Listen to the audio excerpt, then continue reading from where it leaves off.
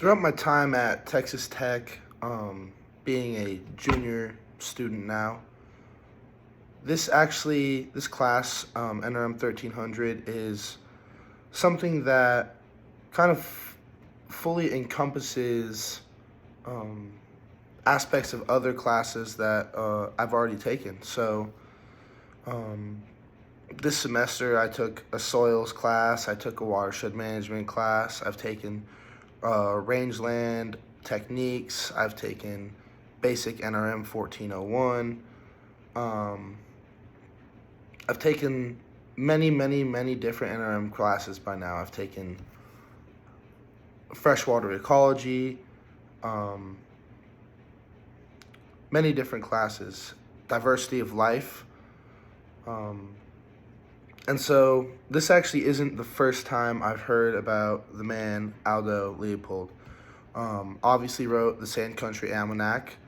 But there is one thing that stuck with me about Aldo Leopold, and every time I hear his name, it's in the back of my head, and that is that he is the father of wildlife management. That's something that's stuck with me since my 1401 class that we learned about.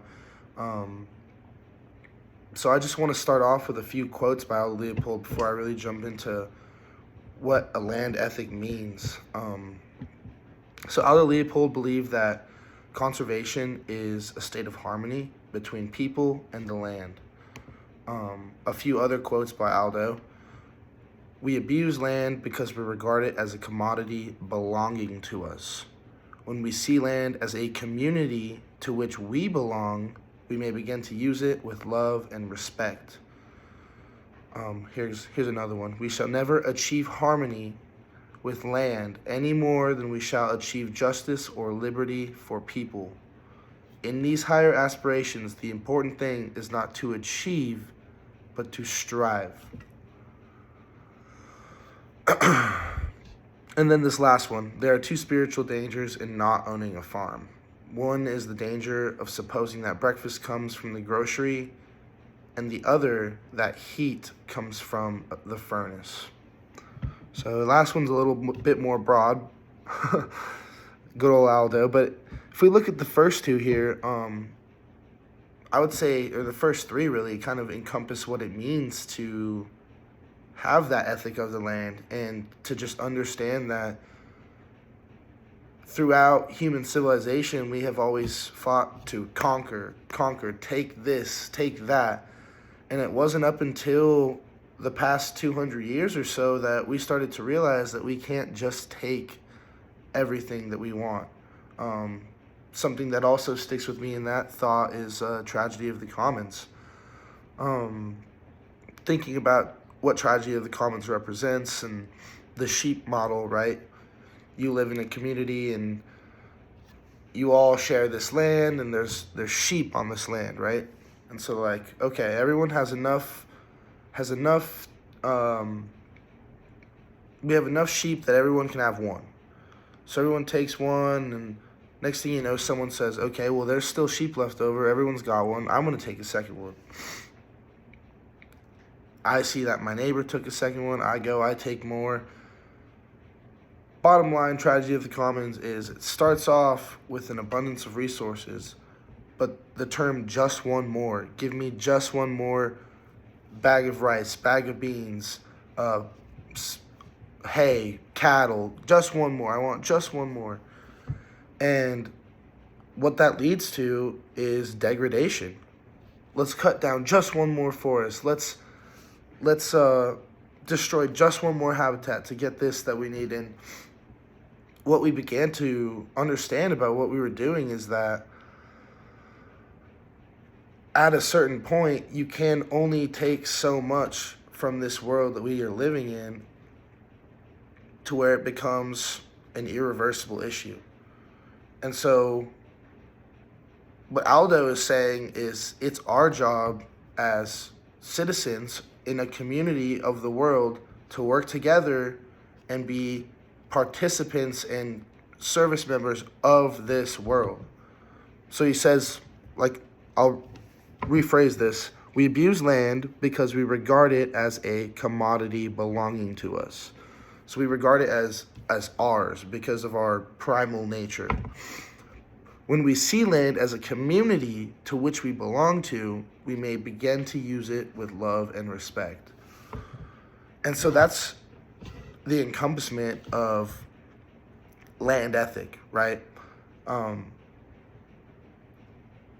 Being able to look at all of the beautiful stuff that we have around us and look at it as a community instead of our property, then it will begin to be treated better and with more respect, and we will sow and reap the benefits. That's the thing. It's just each individual person has to understand that you can't just say, oh, well, they're following the rules, I'm going to continue to abuse it. No, tragedy of the commons. That's not how it works. We have to all work together. We shall never achieve harmony with land any more than we shall achieve justice or liberty for people. In these higher aspirations, the important thing is not to achieve, but to strive, right? We're not looking to be completely, totally cut everything down and run a dystopian world. One, we rely on these things. We rely on clean water to live. We rely on the temperature being a certain.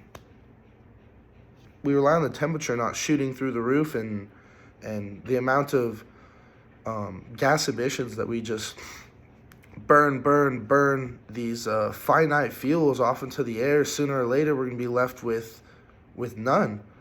And so that's where it comes down to. We have to be mindful that, yes, we need a lot of these new advances, and we need cars to run. We need, there's things that we do that unfortunately pollute, but there's also many, many, many other things that we can do as a community to prevent these degradations and this harmful streak of whether that be pollution or poverty, which in turn leads to more pollution. There's just so many greenhouse gas emissions, air pollution, of course. So it's really just essentially having land ethic is having that commitment to the land and not taking what it has to give us for granted, because if, like a community, whatever you put into a community, you reap its benefits because you live in that community. You're in a community, right? You get funding, you give funding to the community, they'll come in, they'll install bioswales or watershed management techniques into your neighborhood, and what do you get from that? One, you get a much, much prettier neighborhood, I promise, and also cleaner water. The water that infiltrates is pollution is picked up by those bioswales, and the water that you're using is cleaner. So that little example is just a micro statement of what it means to put into a community. If we treat our nature like we treat a community, and we say, okay, I'm not gonna go throw my trash out into the road, because when it rains, that water is gonna pick up all these pollutants, run it down into our water system. Or I'm not gonna leave the stove on, or I'm not gonna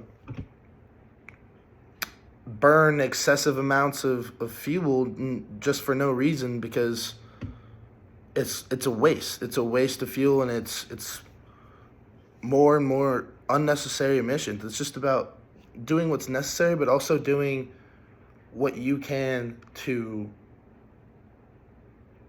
benefit nature altogether. Obviously, wildlife struggles with with pollution. You hear all the time about save the turtles, don't litter your straws. It's a lot of people like to think of it as a joke, but it's not just turtles that are harmed by this pollution. It's all sorts of wildlife out there that, a lot of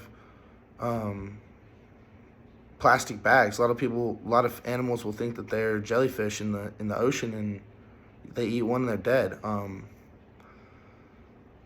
It's just understanding and treating your community with respect, and in return, the community will reward you.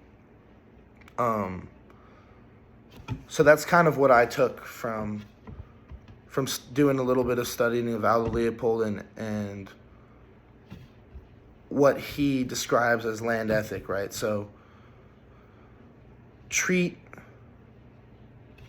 going back to his first quote, conservation is a state of harmony between people and the land. A healthy land has the capital or the capacity for self-renewal. And this is true. A healthy land has the capacity for self-renewal. But who is responsible for maintaining a healthy land? It's us. And that's where it comes to my land ethic. You have to have the land ethic to understand that what you do as a community reflects directly into our world and our nature, which then directly reflects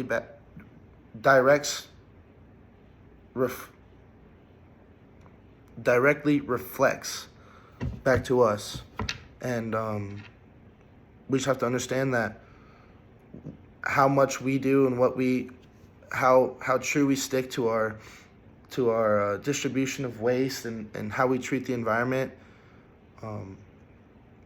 It's important because we want all the species on this earth. Every species has its niche. And as we continue to degrade, species continue to fall off this planet and not exist. And eventually, we're going to reach a point where, we need these animals and we're killing them.